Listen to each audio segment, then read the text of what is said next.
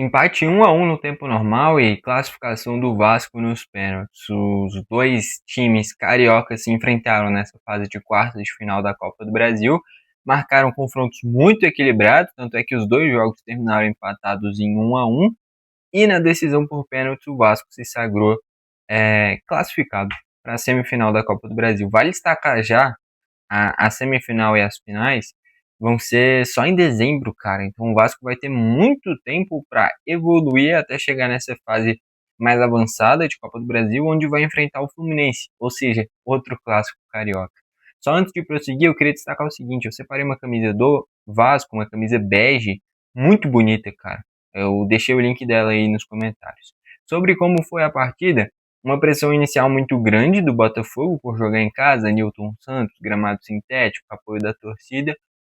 Começou pressionando, não consegue converter isso em gol, e em uma bela cobrança de falta do Coutinho, de fora da área, o goleiro Neto, ainda pegando ritmo no gol do Botafogo, acaba falhando. Ia ser um golaço do Coutinho, o Neto faz a defesa, mas vai meio molenga na bola. A bola fica viva, e ele, o Nuno Moreira, converte. O Neto, vale destacar já, ele é um excelente goleiro, não é qualquer um que passa no gol do Barcelona, que passa no gol do Bournemouth, que passa no gol do Valência, mas se a gente para no Arsenal, né?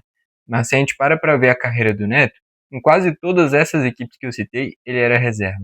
Que ele foi protagonista, que eu me lembro, foi só no Valência. E aí o Valência troca ele pelo Silesen, na época do Barcelona, né?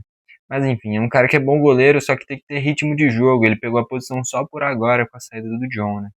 Falha e ele, o Vasco abre o placar. A partir dali, o Vasco deixa de jogar bola, cara.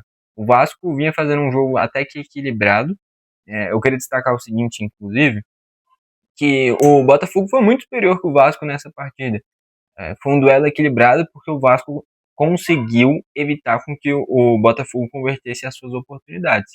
Mas as estatísticas deixam isso muito nítido, ó. 22 finalizações do Botafogo sendo 9 a gol, 8 do Vasco sendo 5 a gol. Praticamente não. Mais do que o dobro de finalizações do Botafogo e praticamente o dobro de chutes a gol do Botafogo. Posse de bola, que é uma característica do Diniz. O Botafogo também teve mais nesse quesito.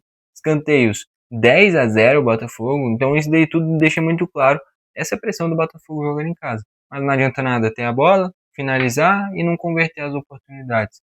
O Vasco se perdeu principalmente na reta final do primeiro tempo, e ali tem um pênalti onde o Alex Telles converte. No segundo tempo, a mesma toada. Botafogo pressionando, não conseguindo converter as suas oportunidades, e o Vasco de vez em quando especulando alguns contra-ataques, principalmente com as arrancadas do Ryan.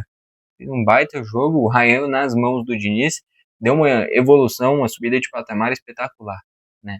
Já se tornou titular do time, indiscutível e agregando muito.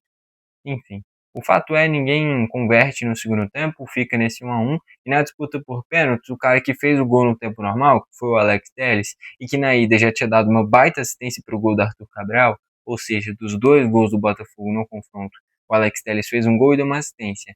Enfim, a disputa por pênaltis cria vilões, e ele se tornou o vilão. Fica 5-3 para o Vasco, onde a única cobrança desperdiçada do Botafogo foi justamente do Alex Telles. O cara que foi fundamental para o Botafogo ter chegado nessa disputa por pênaltis foi justamente quem errou o pênalti que acabou transformando o Vasco no classificado para a semifinal da Copa do Brasil. Enfim, quero saber o que você achou dessa partida. Comente aí nos comentários. Enfim, foi esse o vídeo. Valeu e falou!